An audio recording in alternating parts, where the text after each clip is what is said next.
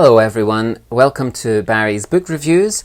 This is episode number 17 and today I'm reviewing another book by Hwang Sok-yong. It's a novel called At Dusk, and I mentioned in my previous Hwang Sok-yong review of his novel Princess Barry that I've been reading Hwang's autobiography at the moment.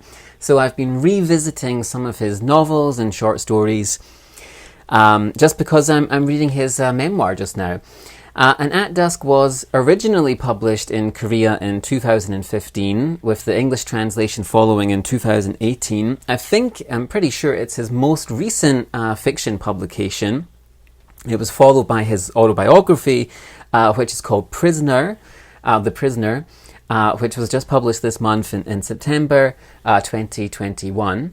And the English translation of At Dusk is by Sora Kim Russell, who's the Professor of Translation Studies at Ewha University here in Seoul, and of course also a very well-known and talented translator. She's a good working relationship with Hwang, having translated, I think, 3 of his novels. So this novel, as well as Familiar Things and Princess Barry, and is also one of the translators on his new memoir. At Dusk was published by Scribe Publications, who I don't know too much about. I don't know if I have many other Scribe books.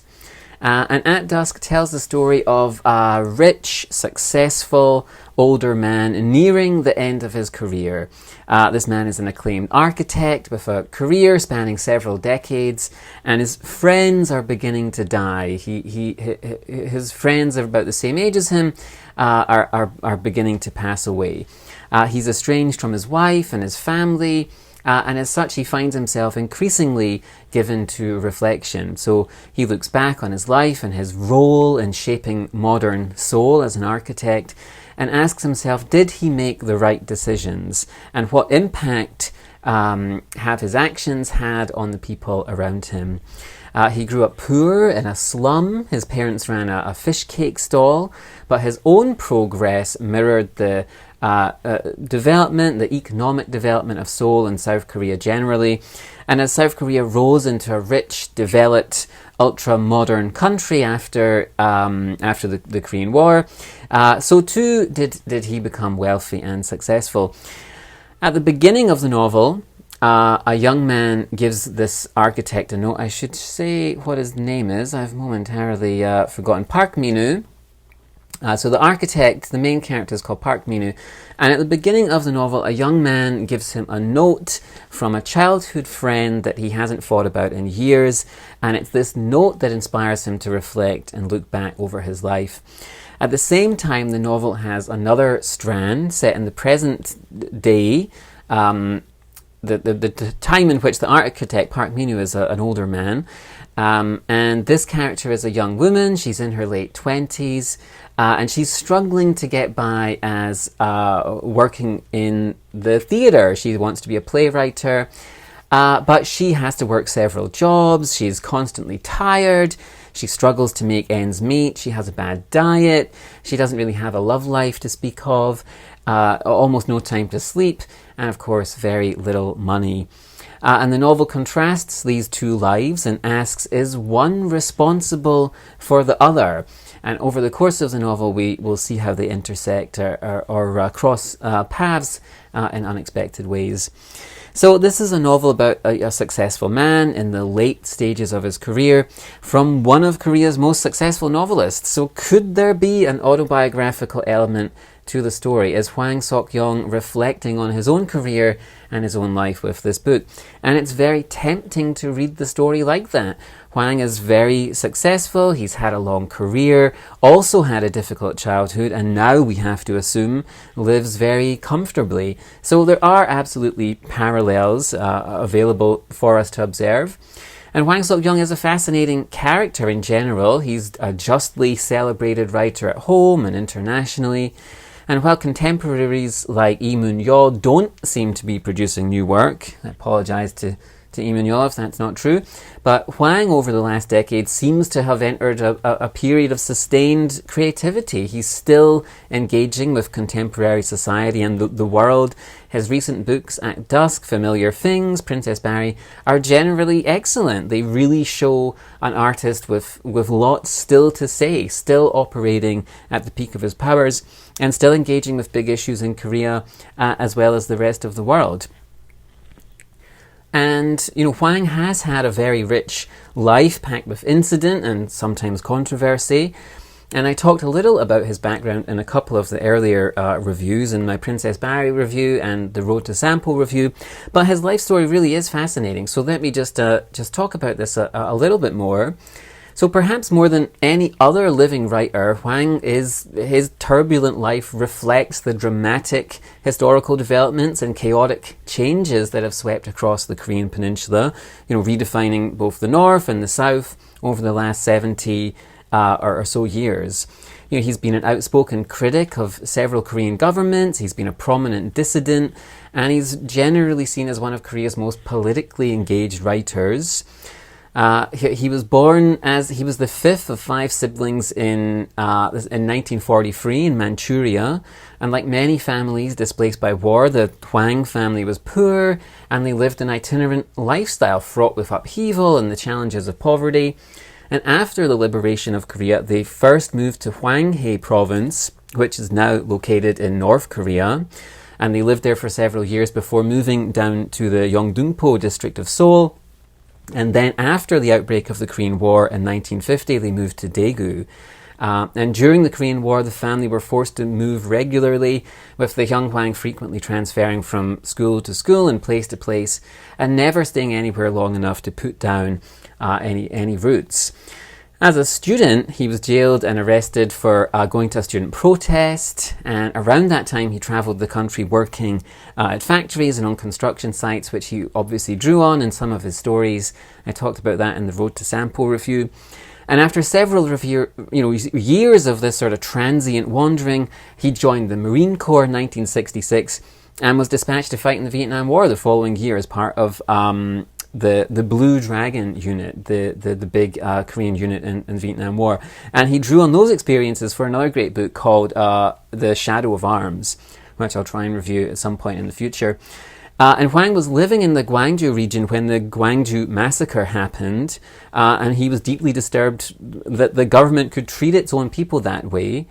And then, following this, the 1980s would see him leave Korea and travel to Germany, Japan, America, trying to promote interest in the idea of Korean reunification. And then in 1989, he shocked South Korea when he violated the national security law by traveling to North Korea, where he would meet Kim Il-sung. And due to that transgression, he was unable to return home and spent several years essentially living in exile, traveling around America and Germany, where he saw the fall of the Berlin Wall. But he eventually did return to South Korea in 1993 and received a 7-year prison sentence for illegally visiting North Korea, for breaking the national security law and going to North Korea. He spent 5 years in prison before he was granted amnesty in 1998. So he's obviously lived, a very full life and drawn on his own experiences to write about Korea. But what is he trying to say about the country and the nation's capital in At Dusk, in this most recent work of fiction? So Park Minwoo, the architect at the centre of At Dusk, tells his life story, including his rise from poverty and his first romance with a young woman in his neighbourhood.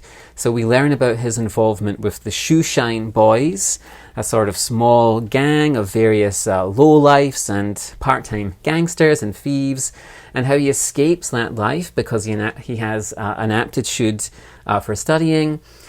And then he gets a job tutoring the son of an army general, and this helps him climb the social ladder. He has aspirations. He wants to rise in society.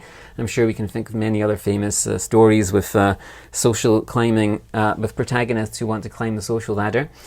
He marries up through an arranged marriage, so he manages to increase his standing in society by marrying up. And then starts his own architecture firm. And he greatly benefits from the redevelopment of the country during this period. including redeveloping the area where he grew up. So he's sort of responsible for erasing this area of his own childhood and getting rid of these rundown areas and these parts that belong to the past of Seoul. And so he rides the success of Korea's economic development, and he enjoys showing the outward signs of success. So his children all study in America. His wife relocates there. He has a nice house, which he built himself, and essentially all the luxuries that modern life can provide. The question is, why is there an emptiness at the center of his life? He's now estranged from his wife. His children stay in America. They don't return. His old friends are dying. What was the point of it all? Was there any point at all? And this is contrasted with a couple of people. So one of those is Cha Soona. This is an old friend from their childhood neighborhood.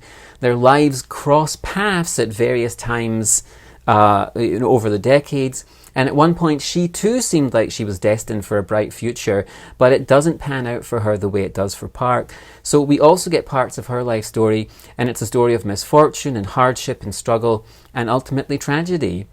And then Park's story is also contrasted with this young woman called Chung Woo-hee. And at first there doesn't seem to be a connection between these two, between Chung and Park, but this connection is slowly reveals itself over the course of the novel. And their paths too cross over in sort of unexpected ways. And this section of the novel about Chung Woo-hee, the young woman in her late 20s, so it describes her life as being difficult, who despite her education, despite her hard-working spirit, is slowly being crushed and ground down by her circumstances and by society. And that this character is at least in part an example of the Hell Choson lifestyle that some of the other recent books I've reviewed have talked about. And so what is Hwang's take on the life of young South Koreans? He portrays Chung as idealistic. She pursues an artistic career, and he very carefully describes the challenges that she faces and seems to have understanding of that. So we understand the difficulty of having little money, the desperation and the difficulty of working several jobs. We see her mistreatment at the hands of employers, and just very clearly see her sense of being, crushed by the world around her each day. It's really quite affecting. And there's a great quote that I'd like to share. So, as I lie in bed looking up at that stain spreading across the wall, I suddenly feel breathless, like I am suffocating, and fight the urge to scream hysterically. But at least now the air is dry, so it will be livable for the next few months. I look around at my room anew. One mattress, a sink, a gas stove top, a microwave, a small refrigerator, a washing machine inside the dark utility closet, a cheap desk and chair, a wardrobe, and 2 fluorescent lights, one in the middle of the room and one over the sink. That's everything. And it's a very powerful depiction of a life lived on the fringes, which has accumulated almost nothing, which has built up almost nothing, and she has this no sense or feeling that escape is a possibility. As I was sort of surveying the reviews of this novel, I was surprised to see that there were a couple of very negative reviews from among the usual suspects of people who review Korean books on places like Goodreads. I thought this novel has a lot of strengths. For me, it didn't quite come together as much as Princess Barry or Familiar Things, but it does have a lot to recommend it. I thought it was fascinating in its depiction of Seoul over the years. You get a real sense of the changing city and the human cost of modernization and development. The critique of the upper class, wealthy Seoulites is very compelling and feels for what I would know of that lifestyle to be true and seems accurate. And it's thrown in that lifestyle is thrown into sharp contrast by this depiction of younger, struggling Seoulites, and that also seemed to be authentic to me. The Shoeshine Boys segments at the beginning of the novel are fantastic. They're very rich and vibrant, as are the scenes in the marketplace when he's a youngster. There's also lots of insight into recent modern history of Seoul and South Korea. And then there's also these great sections where we see behind the doors of power. And we learn about his work at the architecture firm and how close it is to these corruption scandals, and corruption just swirls around, and it seems Again, that just feels true. And if we look at the newspapers, maybe we can see where Hwang's drawing some of his inspiration from. But very engaging and very illuminating. I think Hwang is generally a brilliant and effortless and often highly readable writer, and I would very highly and warmly recommend today's book. It is At Dusk by Hwang Sok-yong.